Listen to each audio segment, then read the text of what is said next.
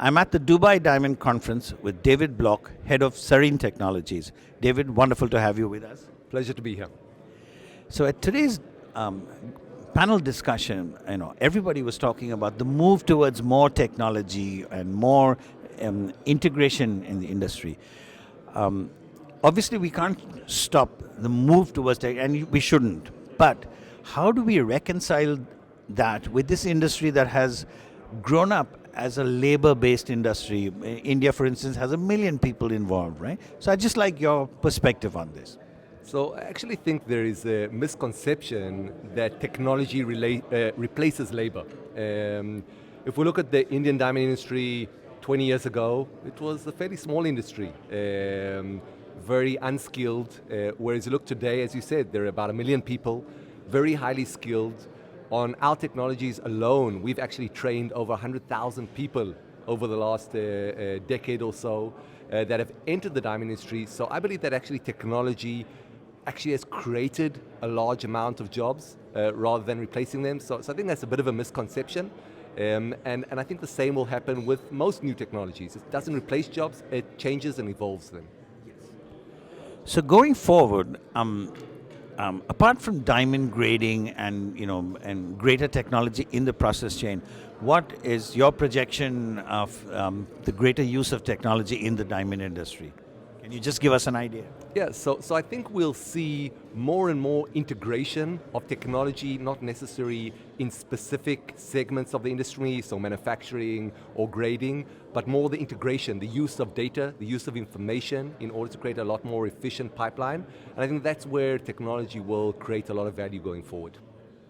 And apart from the middle market, do you see technology moving more downstream towards the consumer end of the business? And could you just tell us how you see it playing out there and in the consumer marketplace? So maybe I'll get to the consumer market in a second, but I see it moving in both directions. So if technology has been a very significant player in the midstream over the last 2 decades or more, I see technology now moving into 2 directions. One is the producing side, so we'll see more and more use of technology in the producers. And the second is definitely further down to the retail. But if you think about retail, you're not going to see all sorts of machines and technologies sitting in the retail store, although you might. I think what you'll see is the output of those technologies, the data that is being more and more used in the retail side. So the data that is created by grading systems, the data that is created by traceability, the data that is created by different technologies that will add value to the retail and consumer. So that's really exciting. So we are perhaps looking at consumer behavior being altered by the entrance of technology. That could be, even though I think it's the other way around. I think consumer behavior is changing due to the change in the generations. A lot was talked about in today's conference of Generation Z and of course the millennials. But I think technology enables our industry to adapt to the new consumer rather than changing consumer behavior. So in the short term, do you see technology as helping with the recovery from the slump of the COVID pandemic? To be honest, I think we're far beyond the slump, and we're in a very positive situation today throughout the industry, from the mines all the way down to the consumer.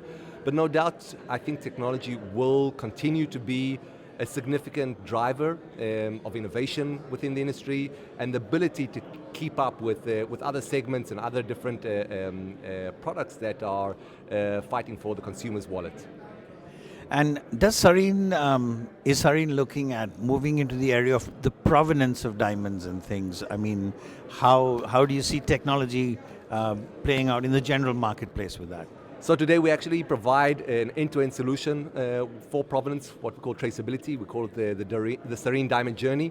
It's already live in retailers, starting from high-end retailers, for example, as we announced a few weeks ago with the high-end Mason Boucheron, all the way down to mainstream players, US, Japan. So we see more and more retailers adopting the usage of traceability and integrating that into their narrative. David Block, thank you very much indeed. Thank you very much. Pleasure to be here.